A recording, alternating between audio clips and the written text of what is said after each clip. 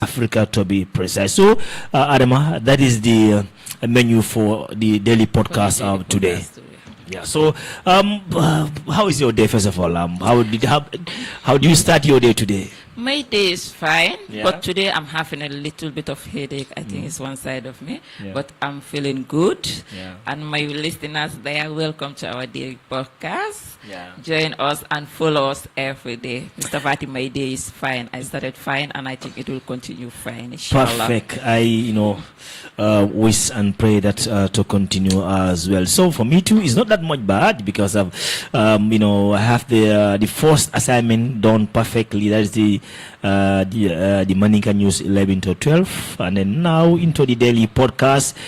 It's always a pleasure to have your company, and I'm expecting Sedikan Abubakar Sedikan to who will later join us on the program. But Adama, it's D-Day.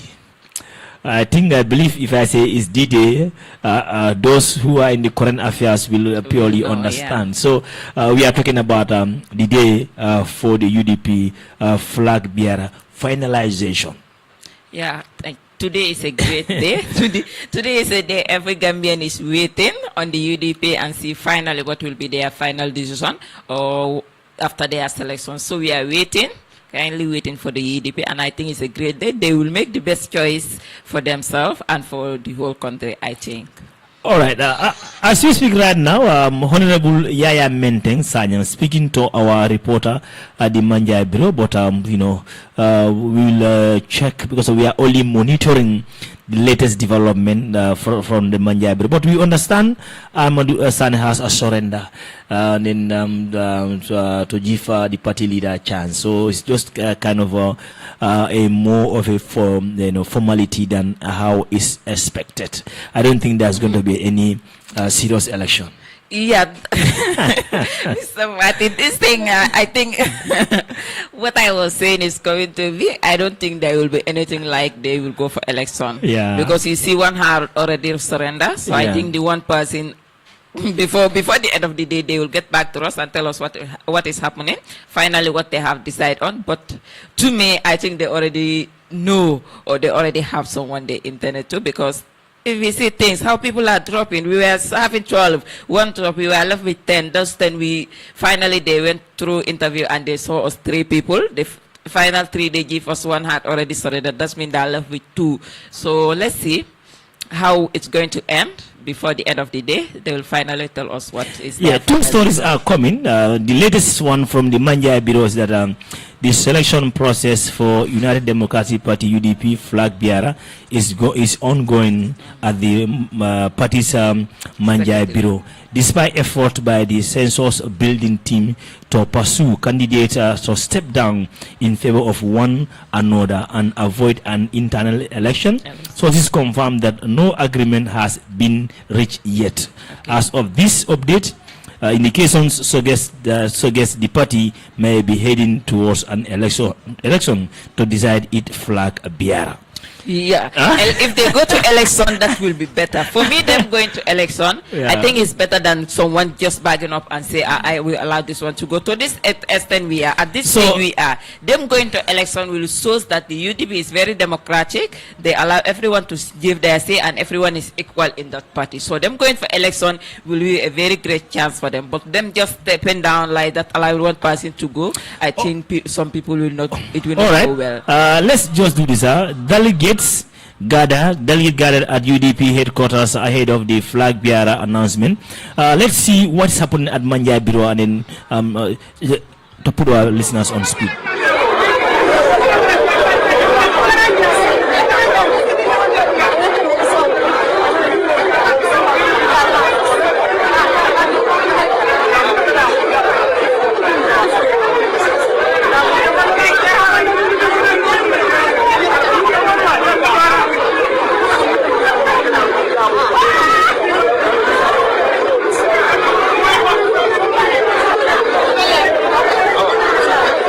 So as you can hear the background there, those were the delegates who supposed to vote, but there is 81 eligible voters who will decide the fate of the entire party in the name of one person who's supposed to lead them.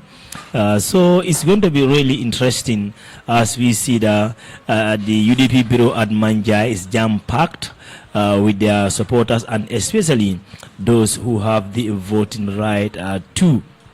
But nonetheless, Yusuf Cham speaking to reporters Lamin Fati and Manjai. Let's join this interview with Yusuf Cham, that is the former UDP MP at Sukuta.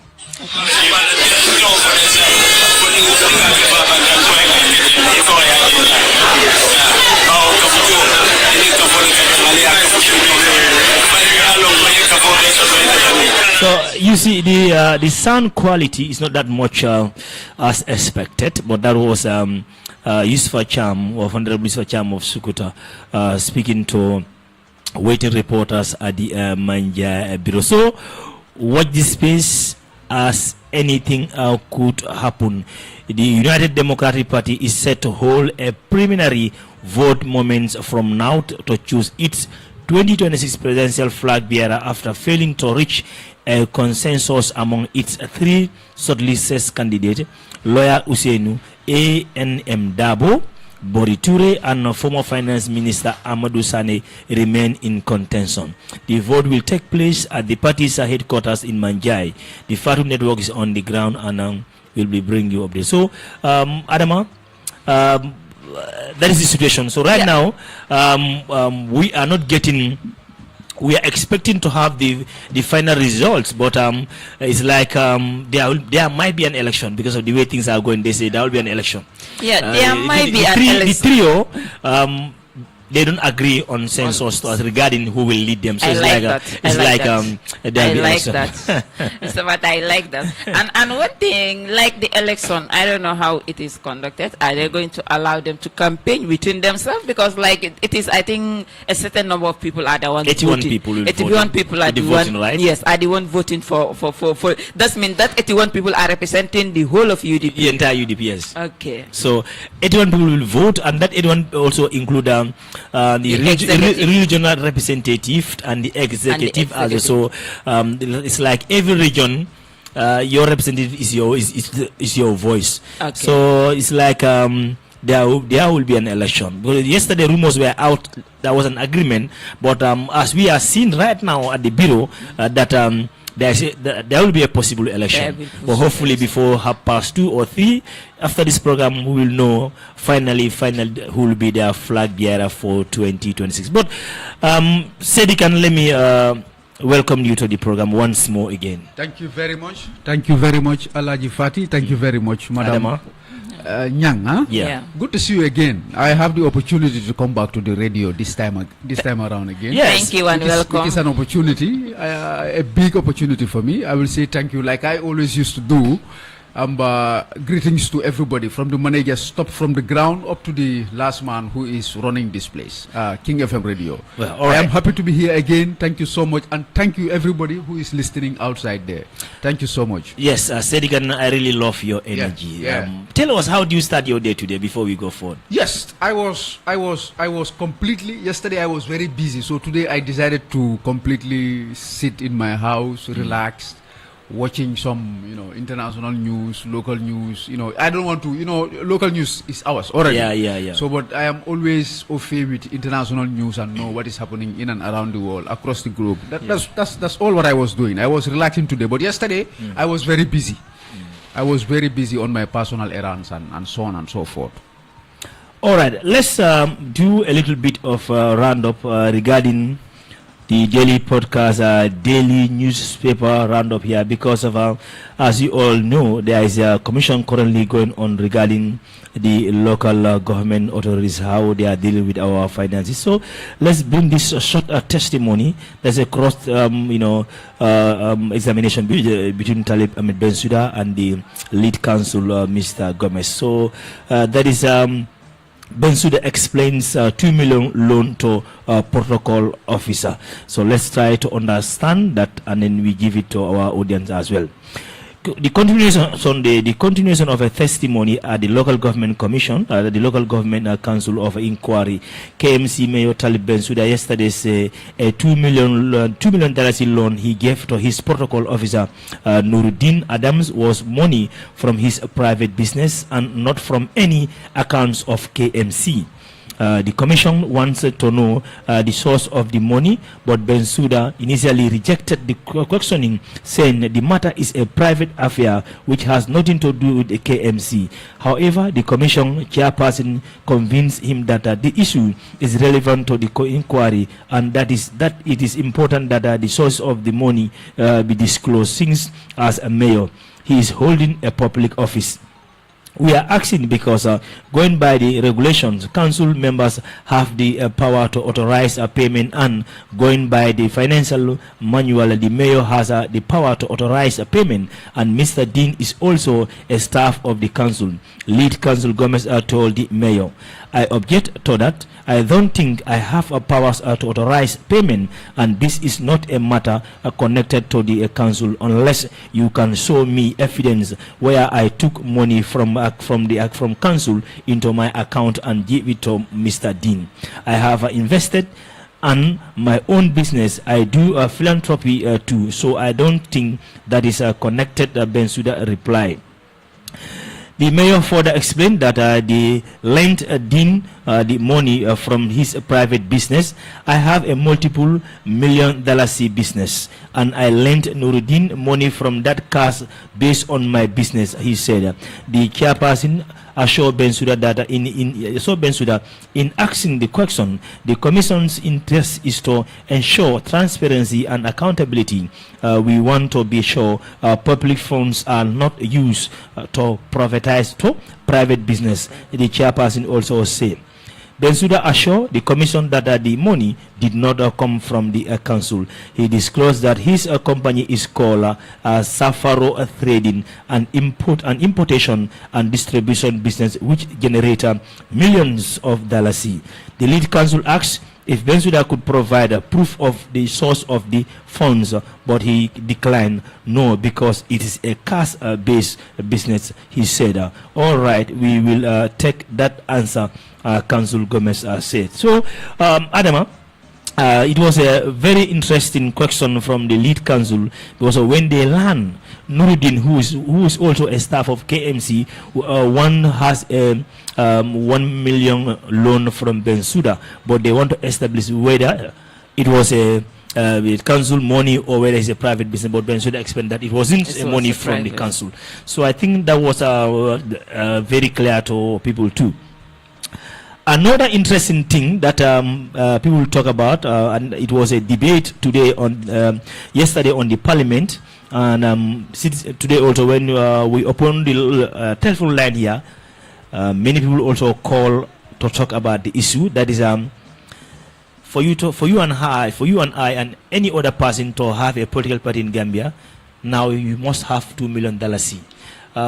Let's try to digest this as a topic. Let's start with you, Adama. Now, this movement, do you endorse the $2 million for you to have a political party, or you think it should even be more than 2 million, or it should reduce?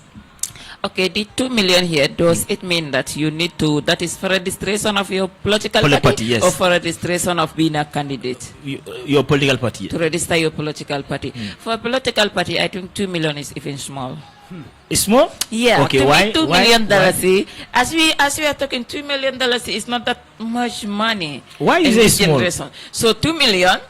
For a candidate to register, 2 million is too much if it is for registration. But for the whole political I want to register, but I don't have 2 million. No, for you to register, if you say that the 2 million is for you to register, that one is too much for an individual to register for a presidency. But not for a whole political party, for you to form a whole political party that you think that one day you can be given power to rule this country. I think $2 million is small for a political party. What are you going to use to campaign?